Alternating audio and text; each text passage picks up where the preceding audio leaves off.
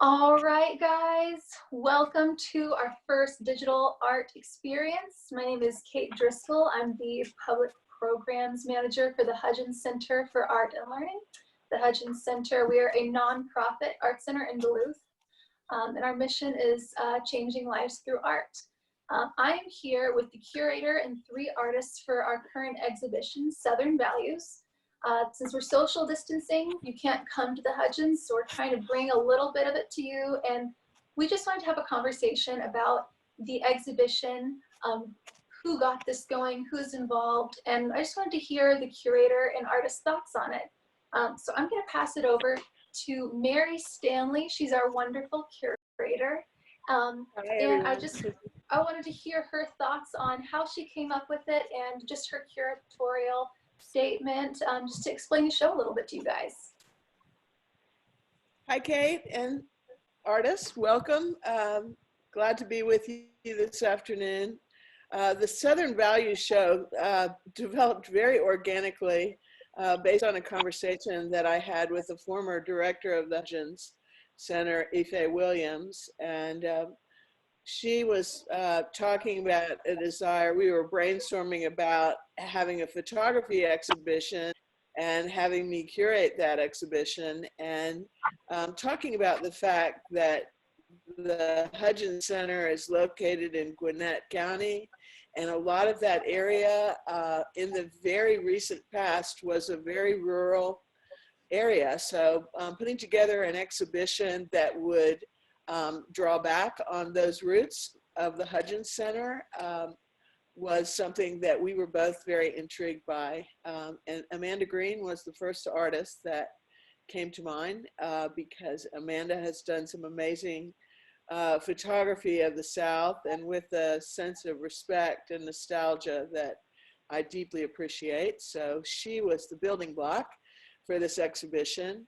And as we continue to brainstorm out the plans going forward, I spoke with Joni Mabe, artist from Athens, Georgia, who has also done a lot of really incredible work related to her roots in the South. And then finally to Shanequa Gay, who is a newer friend of mine. I've worked with Joni and Amanda for many, many years, but this is probably only the second time I've had the opportunity to work with Shanequa. So once we put together the team of artists for the exhibition, it was really, I knew all of their work and how there were themes and threads that were complementary in their work, and trying to put that all together in one room. My intention was to do something that would really engage the local community, the students that are coming to the Hudgens to take classes, right up to the more experienced art enthusiasts and patrons of the museum, and to do something that would engage on a number of different levels. And so one of my first objectives was to make it colorful and make it fun and make it interactive. So that was kind of the beginning, and I won't steal the thunder of the artist by going into too much more detail than that. But so what we have here are 3 Georgia women artists paying homage to what is truly Southern. And all of these artists, in my esteem, have a very special talent for finding beauty and value in the simplest pleasures of daily life. And that ability to do straightforward depictions of life in the South, and also to do very conceptual and deep work that goes into the values of Southern women, the challenges of domesticity, racial and gender stereotypes in the South. Looking at all of these things were all issues that the 3 artists and I held in common in our interest areas. So going back to the simple, from my point of view, there's nothing better than a homegrown tomato, or a local hero, or a person with fine manners, or a welcoming smile. But there are also dark things about the South that demand our attention. The domestic expectations, racial stereotypes, secrets that we keep from God and from our neighbors. And anyone who has really experienced true Southern hospitality has some understanding of these dichotomies, and also a special longing to hold dear the experiences of kindness and simplicity that really, to me, make the South a place where I love to call home. That's so fascinating. And I think all of those ideas you're talking about really do come through in the work. So, you did a great job of reaching out to artists who can really bring that across. So I guess since she was the first artist that you thought of, can we start with Amanda Greene? And Amanda, I just wanted to ask you about what you thought of the idea when Mary brought it up to you, and maybe just hear a little bit about your background and your work. Sure. So I grew up in Atlanta, and I was born in the mountains in Rabun County in Northeast Georgia, where my grandparents lived. And so we would go up there and visit as often as possible. And I loved it. It was like paradise. And I still do love it and think that it's paradise up there. But so we would go on these road trips up the old highway, and we'd see stuff that it was very fascinating sights to see on the road, on the drive up there. And part of my upbringing was, I think there was an effort for us to be sort of refined and not maybe play into some of the Southern stereotypes. Like we were not allowed to watch the Dukes of Hazzard because I think that my mother didn't like the way that Southerners were portrayed. I think often Southerners are portrayed as being not very intelligent and stuff like that. And so there was sort of this sense of refinement around our household, which is lovely, and things were done like we ate with silver at dinner and had to have a placemat or tablecloth or whatever under our plate at dinner. And so then we'd go on these road trips, and I would see the animals, like decorative fake animals and plants and stuff and plastic flowers, and I was just like, whoa, I was really into that stuff. But it was sort of because it was taboo as to my household's sort of like the taste level. And so I think that like you sort of get drawn to things that you're supposed to maybe, not be interested in. So I've always been a little bit fascinated in things that are tacky, because that's something that my mother would sort of brush off. It's like, oh, that's tacky, and so I'm like kind of into that stuff. So for me, that's one element of sort of inspiration that comes from my work. So I grew up here, and then I moved to California, and I studied photography in Los Angeles, and I lived there for over 15 years. And whenever I would come back home to Georgia, I would be super inspired by the things that I would see just driving around in the day-to-day real life sort of stuff, as opposed to what I would see when I lived in Los Angeles. And so I moved back to Georgia about 10 years ago, and I've really been loving my environment and photographing it pretty voraciously. I would say I'm just constantly seeing things when I'm out and about that I feel like I need to capture, mostly for myself. And then when other people find my work as some type of connection to my work, that type kind of makes it seem like it's maybe clicking, like there's a reason that I'm doing it. I don't know. Yeah, so I'm into like the honor system, and like rural areas, and probably in some urban areas too. You can buy like a homegrown tomato off of a table in someone's front yard, and they might have a box for you to put some money in. Things like that. I like hand painted signs. I like to see the displays of ways people have been creative, maybe out of necessity. Maybe they don't have the money to get a fancy professionally made sign, so they go out with a marker and a piece of cardboard and come up with something on their own. And I think that's really beautiful and creative in a way that maybe this is just like a unintentional way to show creativity from somebody in their daily life. So I just am constantly inspired by the South, even though there are some, the history is troubling. There's some social and weird stuff that goes on here, but I think it's really beautiful and complicated and sweet and sad and funny and lonely and comforting, kind of all at the same time. So that's sort of what my my work is about. And I can share, should I share some stuff, some images? Oh, yeah. Okay, I think I can do this. Yes. Okay, so these are the images of mine that are in this exhibit. If you've not had the chance to see the exhibit, I thought it might be helpful to kind of show some of my work. So like this photo, for example, is taken in a grocery store in Clayton, Georgia, that the owner knew my grandparents and used to deliver groceries to my grandmother when she was unable to get out of the house. And actually this grocer is taking care of my mom right now and letting her do roadside pickup, which is not a service that he offers, but she called him and said, can you bring the groceries out to the car? And he's done that. So that's just like a special place to me. And so also just these simple moments of life, you know, I think a lot of people might recognize something like this from their grandparents' house or an aunt's house or something like that.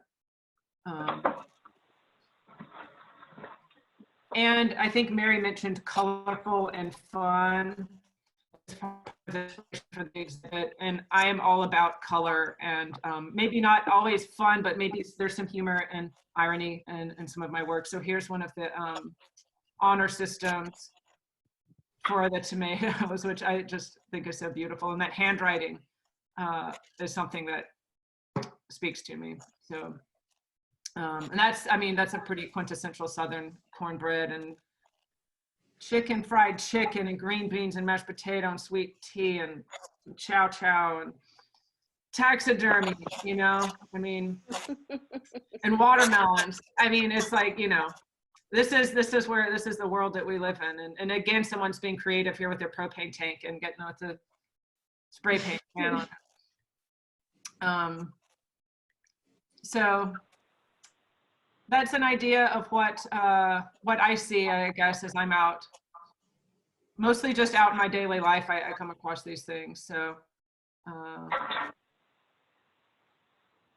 that's a bit of my work. That's in the exhibit.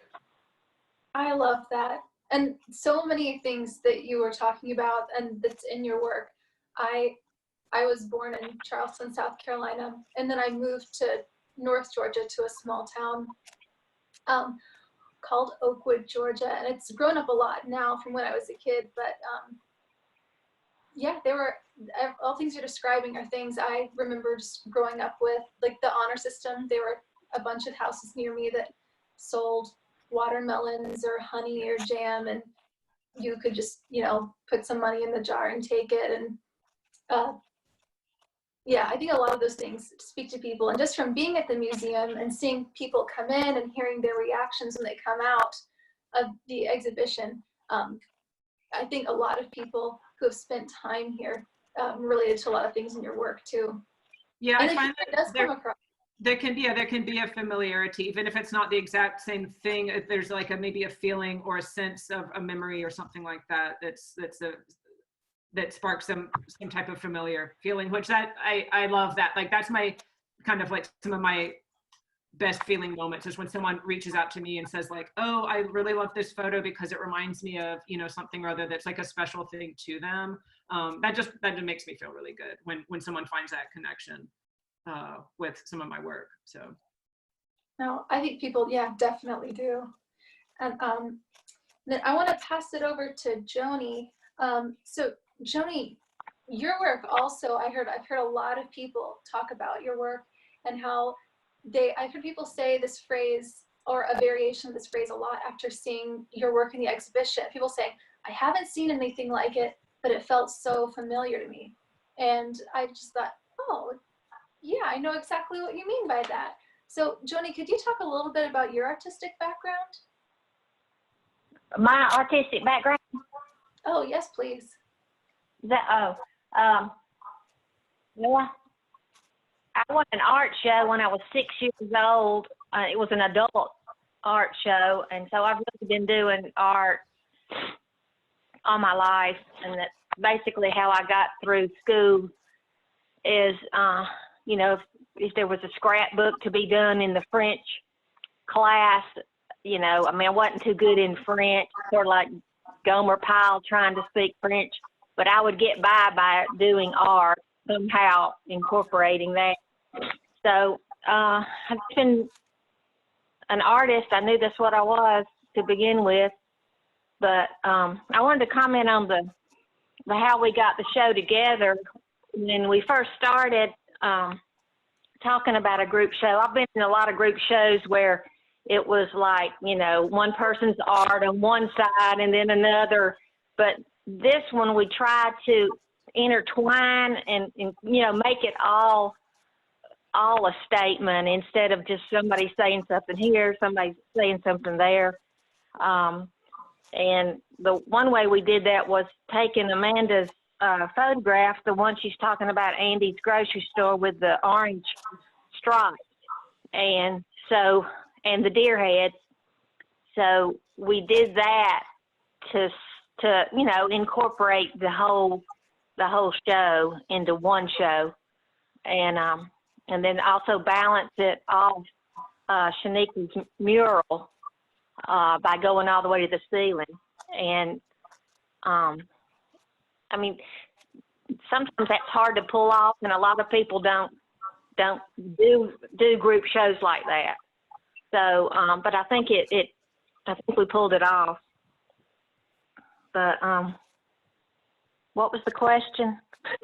Oh, I know. I feel like I asked Joni, questions. Joni, talk a little bit about the expectations of a housewife and some of your leveling and flattening experiences. Everybody wants to know how that shopping cart got up on the wall, and it's one thing has led to another in that respect, for sure. Oh, well, when I was painting, I'd always, you know, you try to make things look 3D. And so I just decided to do the opposites. I like to do a challenge where things don't work.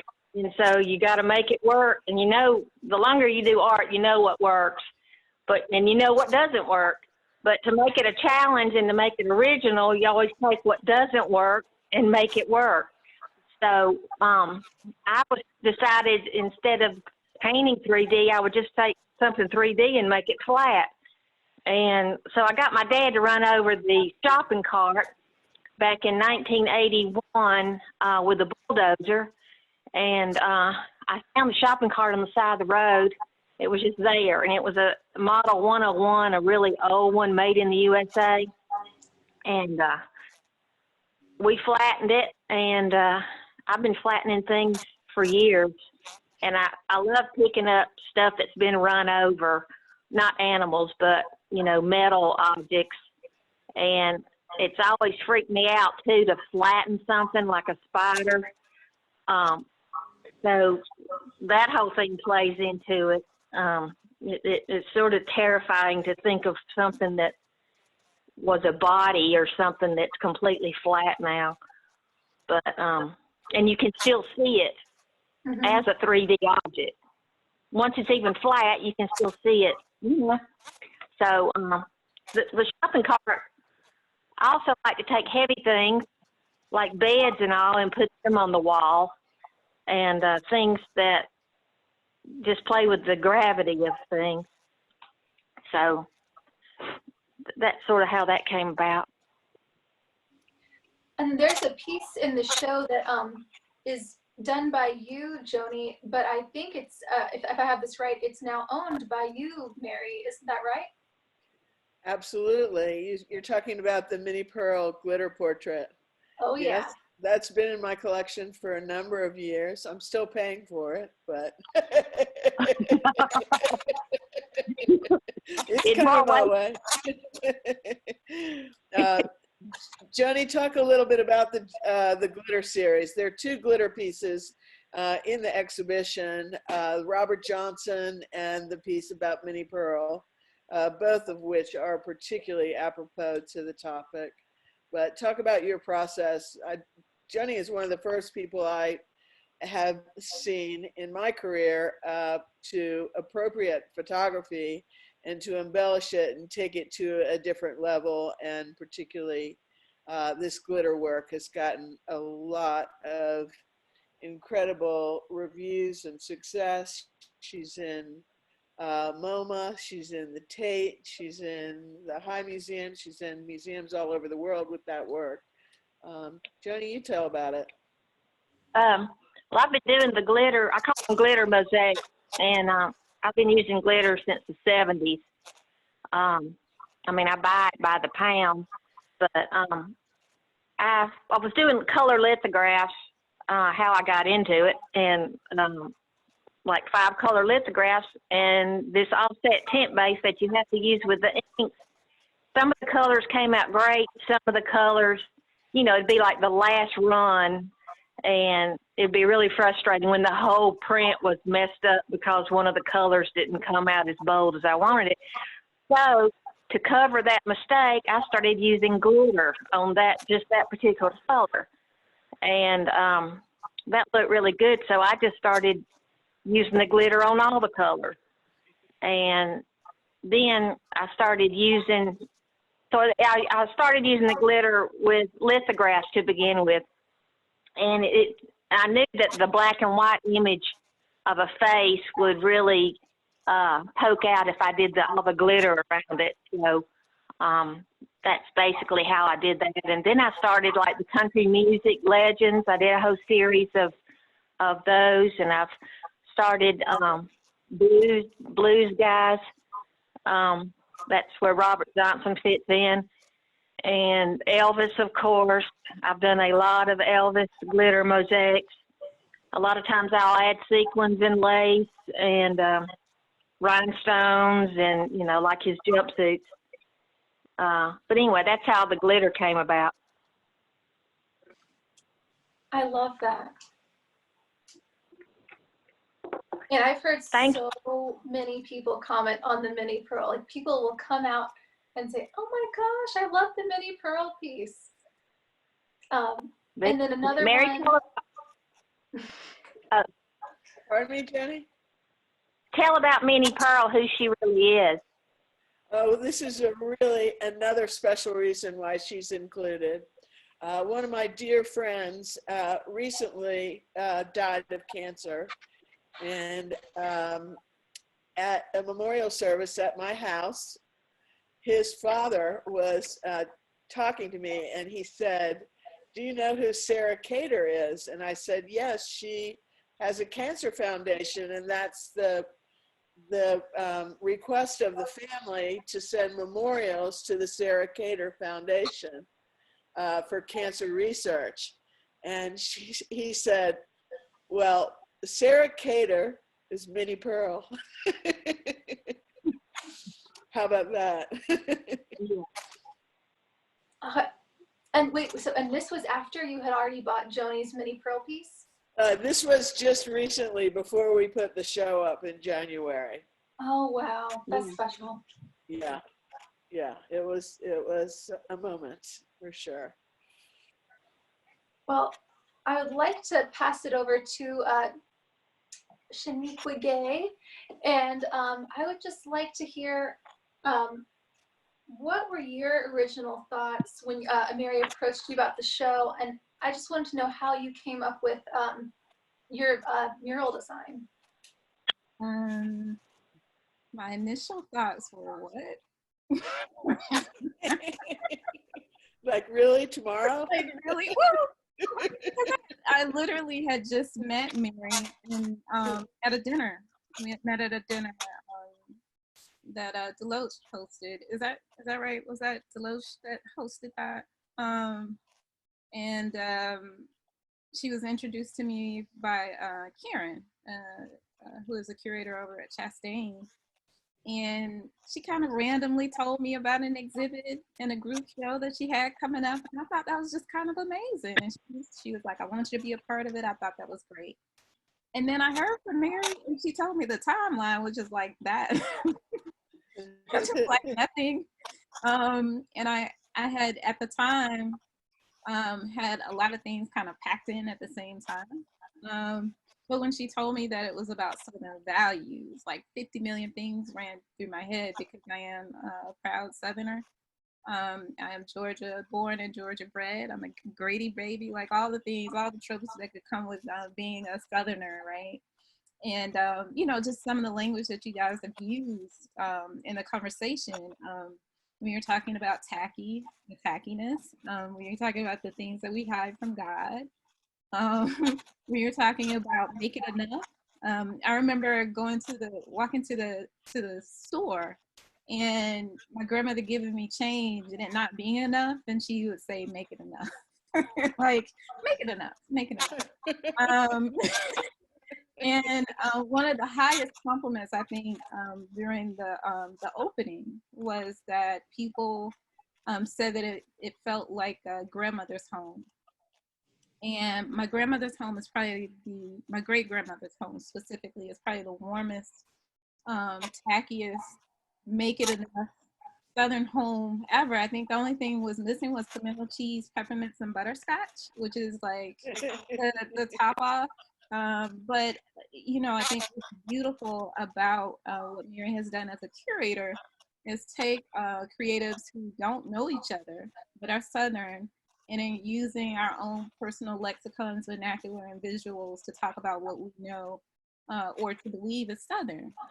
There are some things that are streamlined about being from the South, right? So our slang, our Southern slang, our Southern hospitality. But we all approach that in different lights.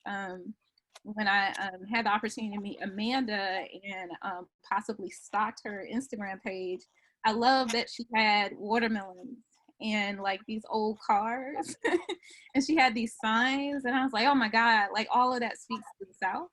So I wanted to figure out like how to streamline that into my own work, because the way that I understand it may not be the way that she's saying it, but it's still Southern vernacular, right? And so looking for ways to kind of add that into my body of work. I hope that answered your question. No, yeah, it really did. And I then think one of the really fantastic contributions that Shanequa has made to this exhibition is the color palette. The peach and the dark green took that exhibition to the level that I was hoping for. And that was really, really special. And we all rallied to the occasion to incorporate her color scheme into the other aspects of the exhibition. And I think that it again speaks to exactly what Shanequa was talking about a minute ago, is that we all love all these things and we all are coming at it from completely different angles. But I think that beautiful, colorful mural was icing on the cake to pull it all together and make it really feel like a contiguous one exhibition. And I know that our timeline has been short, but my respect for your abilities to make it work are way up there, Shanequa. I had seen a beautiful mural that Karen Comerlo shared with me that Shanequa said had done for the Chastain Art Center. And I said, this is exactly what we need to make this exhibition sing. And I never dreamed that you could pull it off so brilliantly and so quickly. And I'm really appreciative of that. Oh my goodness. May I interject for a moment? I just wanted to say, I mean, hearing Shanequa talk about looking at my work and finding any sort of starting point or inspiration or anything to take from my work is just a huge compliment, first of all. When I first walked into this space, when she was midway through this mural and Joni's work was like really coming together, I got chills over my body, because it's just to be included in this, and I don't mean to gush, it's like, I'm more proud of this exhibit than anything that I've been a part of, I would say, in the past, because, you know, what Mary was saying was like, these are artists from that don't know each other, different walks of life, but there is a commonality, right? We do speak the same language. And I think when things are going well, that's true. And when things are not going well, like right now, that's also true. And I think that's what's beautiful about being part of a community, is like, now I know Shanequa, but before it's like, we're navigating in the same world and we're feeling the same things and seeing the same things and having these memories of like the tacky, colorful, warm, comforting grandmother's house or whatever it might be, you know. And I think that's what's really beautiful, that we're all women born in Georgia, living in Georgia, practicing our art in our own separate lives, and then for it to come together in that sort of way that sort of clicks. And it's like, makes a fabric together. I think that's just really beautiful. And I just feel really lucky that I've gotten to be a part of this and gotten to know you guys, and kind of like share that inspiration and sort of visual, you know, because I know with Shanequa, part of your stuff is like, there are some complications, right? Like the watermelon, it's like, that's a loaded image, you know, and I appreciate that we can have a dialogue about it and it not be like, oh, well, that's not something we can talk about, you know? I think that's, you know, going back to what Mary was talking about, the things that we have from God and the things that we don't speak about, like with one another. There, you know, the South is definitely complicated, but it's a beautiful fabric, right? And so what I felt like more than anything was, it felt like a quilt. The exhibition weirdly feels like a quilt. So my great grandmother, my great aunts, all of them are quilters. And one of the things I love about owning that these women made is that my mom can come and tell me where everything is coming from, right? Because this was a day and time where they did not throw things away, right? So it wasn't, this isn't in fashion anymore and I'm gonna take this to the Goodwill, right? It was, no, we can use this to make a blanket, right?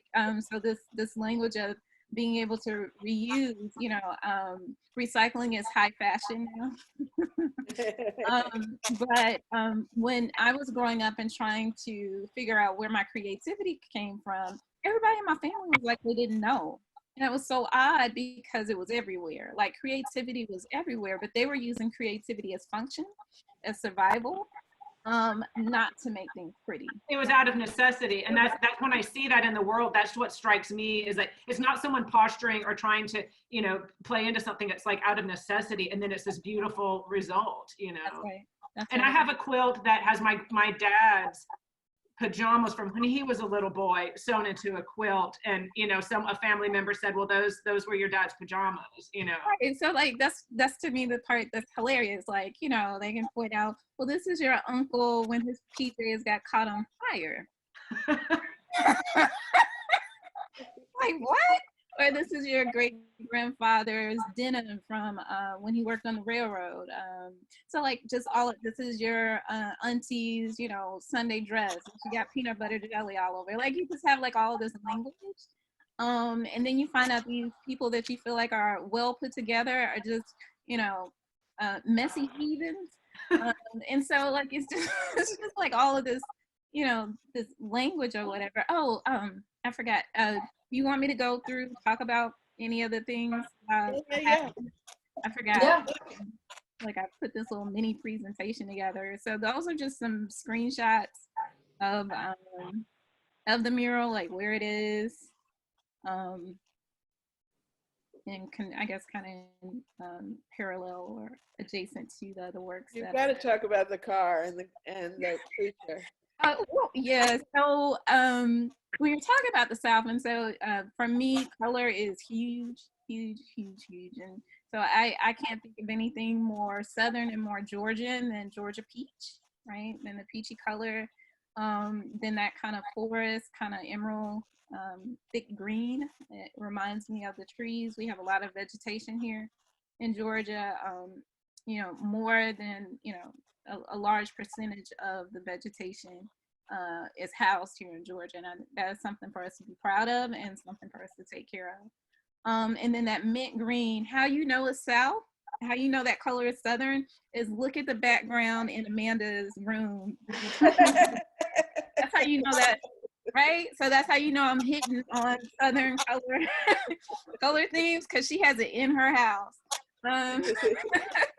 There you go. And so there are these figures that I kind of play around with, these kind of mythical figures that I've created. And for me, they all kind of have characteristics of the women in my family, very devout women, very, you know, we're on the Bible Belt, so religion is like extremely heavy, very important here. And so the characteristics of these women, I've kind of created like my own myth, my own kind of imaginary figures. And those women are called the devouts because I come from, like I said, just really devotional women. One of the things that you'll see in there is, yeah, what we talked about, watermelon. And so watermelon, while Southern, has a lot of times had a lot of negative tropes attached to them where the Black community is concerned. And so I love to do what we've always done, which is to take what is considered negative and turn it into a positive. We are very good at doing that. And so taking these things and using watermelon as though it is a holy sacrifice, right? It's something that can be offered up, no different than a tithe and offering.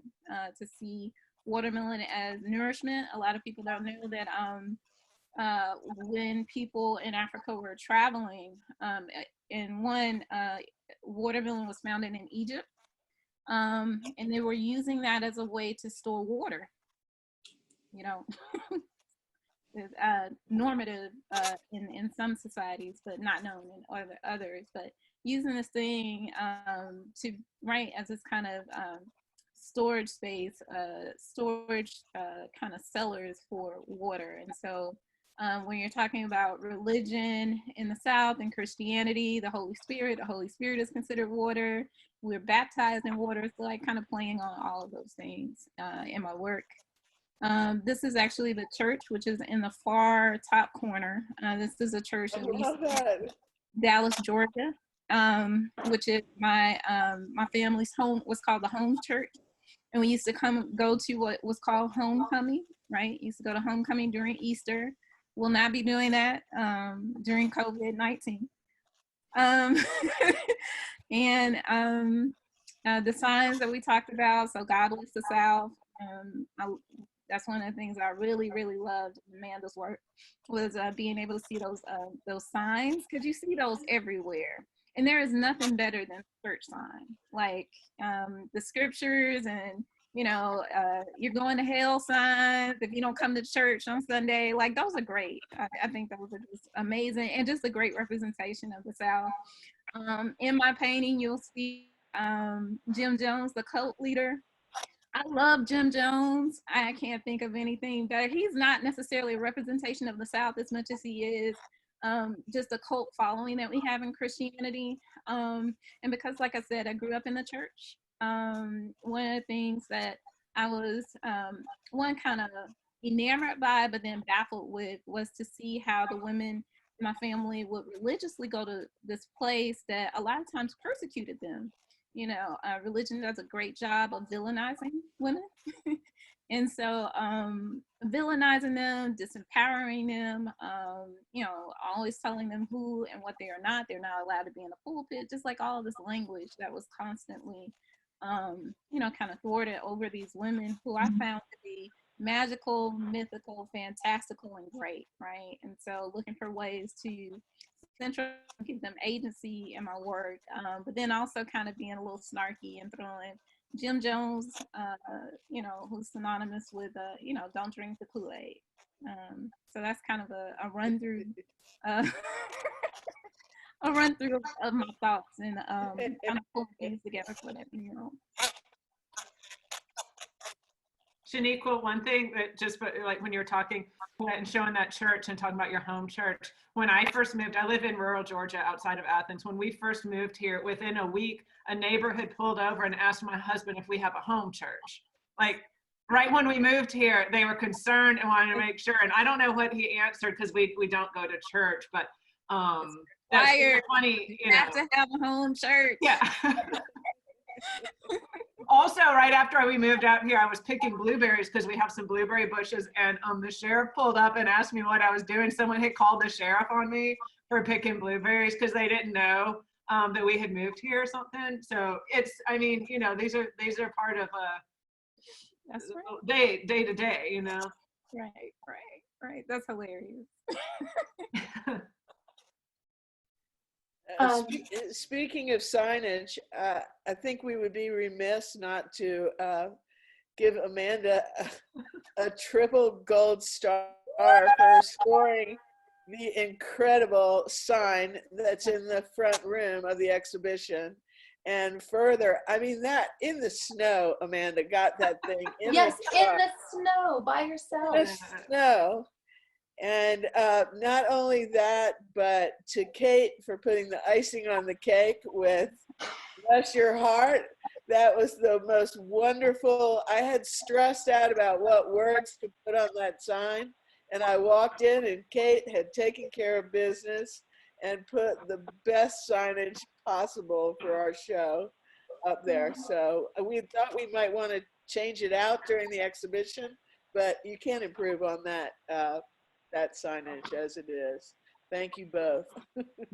Sure. Well, it was fun being able to put something on the sign, and that was the most Southern phrase I think there is. But you guys have touched on so many things that I've heard people say coming out of the exhibition. You know, the exhibition wasn't able to be up very long before we had to close Hudgens doors due to COVID-19. But, you know, we're really excited that now we get to say we're extending the exhibition through summer. So, you know, I can't say when we're going to open the doors because that's not a question, an answer I think anybody has at this point of when we'll be able to do that. But I'm so happy that we're not having to take it down after it was only up for, you know, about 3 weeks. But in the 3 weeks it was up, I heard so many people coming out of your exhibition saying things I hear all of you guys saying, which I think is just such a tribute to how well you guys were communicating so many of your own thoughts in the work. And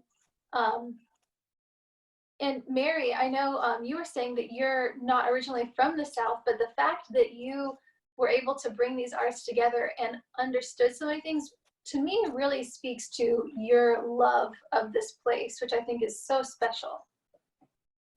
There's no doubt about it. I embrace it 100%. I'm not from here, but I have 3 Georgia children and grandchildren to boot. And I think it's kind of curious that all of us have a grandmother experience that contributes to the shared understanding. So that's another very positive thing. They do that in Maryland too. And then just off of that question, I was just curious about, so we had touched on this a little bit, but we had talked, I think you, Amanda, and you also, Shanequa, had brought up thoughts about how there are a lot of negative stereotypes of the South, like tackiness and turning something, the part of your stereotype, into something positive. And I just wanted, I wanted to hear your thoughts on what parts of Southern identity maybe you really do identify with. What stereotypes do you think maybe people from outside of the South get right or wrong? Or I just want to hear more about your thoughts on that, and maybe how that informs your work.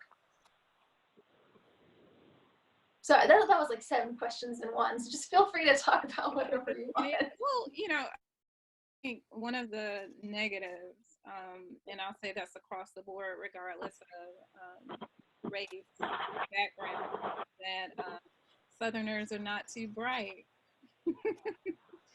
Solely because of how we talk. I think that has a good bit to do with it. While I feel like my Southern accent was possibly beat out of me, I think,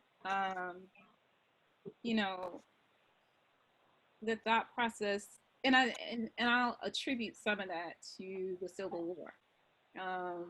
That we are as a people became really questioned, one, because we lost the war, and as a negative stereotype, in Southerners, we really don't talk about that, the fact that we did lose the war.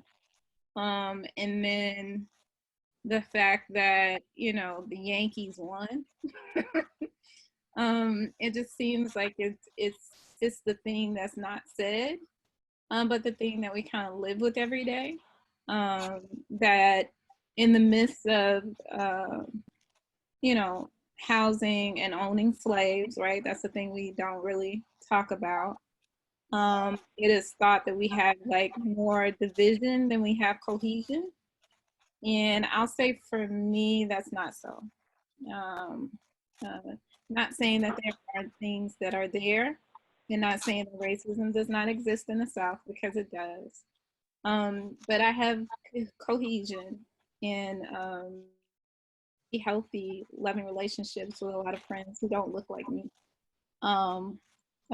who are happy-go-lucky Southern liberals and creatives who are, you know, loving and kind and probably fight for other people's rights more than I would. And so I don't think those are the things that get talked about. And Amanda, I'll stop chatting and let you kind of. Yeah, I mean, the racial stuff, that's like a huge thing. And as far as like the stereotypes and imagery and iconic stuff, you know, I see almost every day, I see in my regular life when I'm out doing stuff, I'll see a Confederate flag. You know, I live in a rural area and I see it and I'm confounded. I don't understand it. I kind of want to start a dialogue with these people and be like, what, like, tell me what is it that why are you displaying this thing? You know, because for me, it doesn't have any positive, I don't have any positive connotation with it, you know? And so that's an issue that's like super troubling to me. I'm thankful that I grew up, both of my parents are from small towns in Georgia. The first day that there was a Martin Luther King holiday, I was a little kid and I was in a civil rights march with my dad and my parents in Atlanta. And I guess there weren't many white people there. And a news reporter came up to my dad, who was 6'6", white guy, you know, he kind of stuck out, and said, "Why are you here today?" And my dad said, "Because I wasn't here 20 years ago." This was in the 1980s. And so I am very lucky that I was brought up in a household that was open-minded, loving, nurturing, caring. We care about people, you know, not based on, you know, any outward appearances or whatever like that. So like the Confederate flag thing is a tricky one for me. I have photographed it. People will put it up like as a window curtain in like their mobile home or house or something like that. And I just like, it's a very striking image and is interesting and complicated and weird. And that's something that I don't even know. I'm drawn to it in a way because it's troublesome and I'm conflicted about it.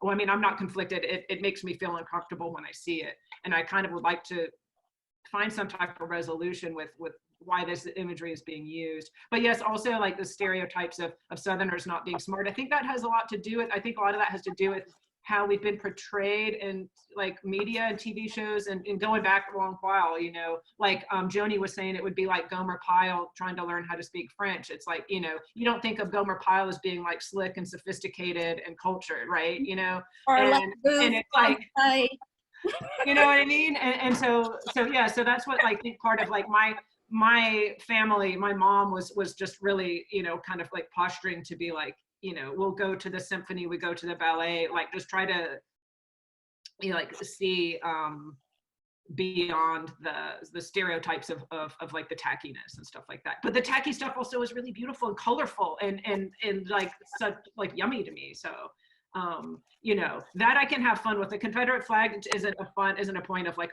a fun sort of subject matter, where I think like plastic flowers and a lot of these other things are just you know, it's fun to look at. It's like a visual delight in a way. So yeah, I don't know if that answers the question, but I think it's very helpful. I think it's important to be noted. When you mentioned France, that made me think of something. So the fabric that we know to be is toile. Toile is very popular in the South. And toile is very popular in the South because during the antebellum period, a lot of Southerners would send their children once they got of age to go to France to be educated. A lot of people don't know that. And so that's how it found its way over here. And so this thought process of lack of intelligence was not true.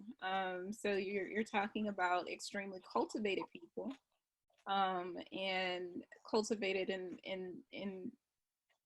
in the respects that they were sending their kids off, you know, for travel, for discovery, and to glean and to be cultured. That just made me think, remember that about France, not just Gomer Pyle trying to speak French, which is hilarious. All right.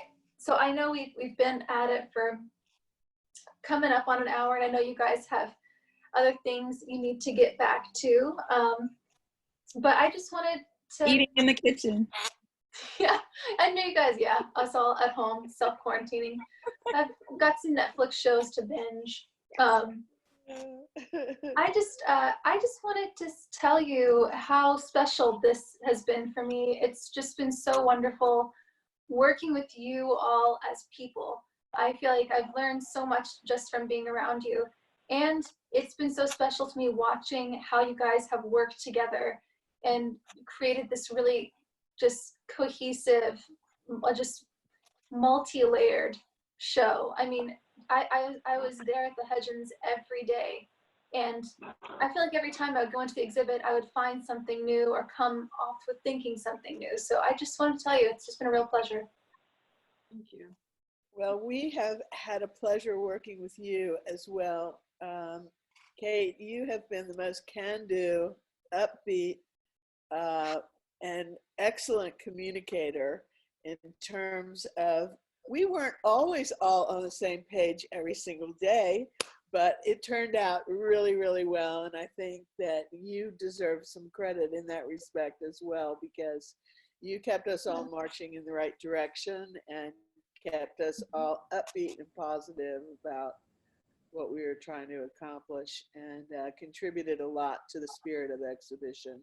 Even to the extent of when I came in with that sign out of the snow looking like a wet dog, and Kate's in there looking lovely with her nice outfit, she kicks off her shoes and is carrying the sign across the room with me, and it's like 7 by 8 feet and really heavy, and she was just like, oh no, let's put it over here. It was like, whoa, okay, you know.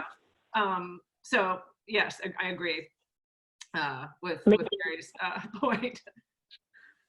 No, Well, it was we a want fun. to do more at the Hudgens. Let's just say that, all of us. I know.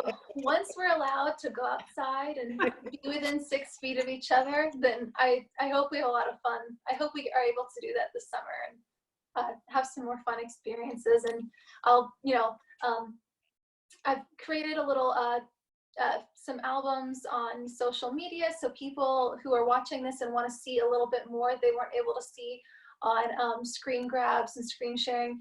There are more photos, and I'll keep trying to add to that. So you can go get a little bit more of a taste if you haven't been able to see the show yet. If you go to the Hudgens Facebook or go to the Hudgens Instagram, there are more pictures of the beautiful work there. And I'm hoping that early in the summer, you'll be able to come see it for yourself, and hopefully we can schedule some more fun programming. I'm telling you, Mary comes up with so many fun ideas, and I really want us to be able to do some of them this summer. Joni, are you still there? I am. Tell about your trivia contest idea. Are we still going to try to do it in the summer? Yeah, we'll do it in the summer for sure. Okay, I was thinking about each artist like pick 3 songs that would correlate with one piece, or like 345 records. For instance, I have a piece that has a bunch of motel keys and a leopard skin and a shirt from the 70s that says Foxy Lady, and it's sort of like, a sleazy motel room.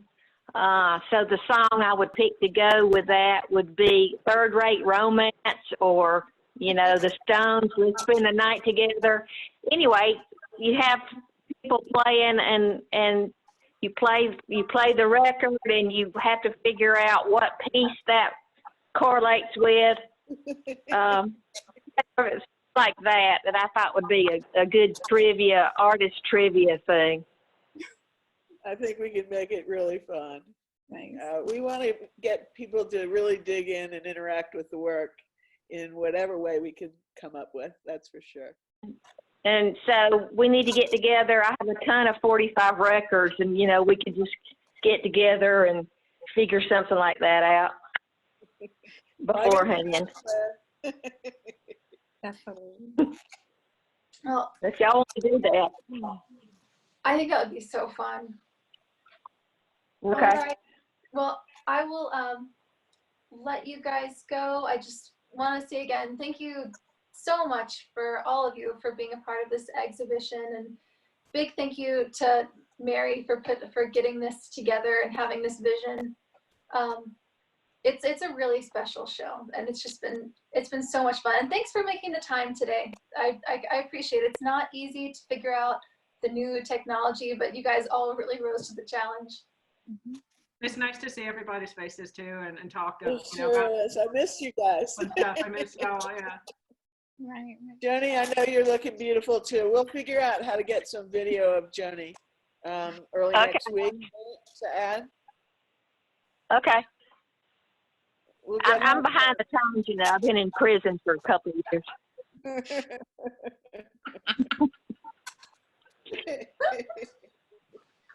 But I'll get up to speed. All right. Figure out how to do things. All right. Well, love you guys. Have a great Easter Bye, y'all. weekend. Bye, guys. Stay healthy. Thank you. Take care. Women of the world, unite and conquer. Y'all stay safe. You too. Okay, bye-bye. Bye, Bye, guys. Bye. Okay. All right. I'm just making sure I'm not deleting this recording. Do you want to stop recording? Yes, you'll receive an email.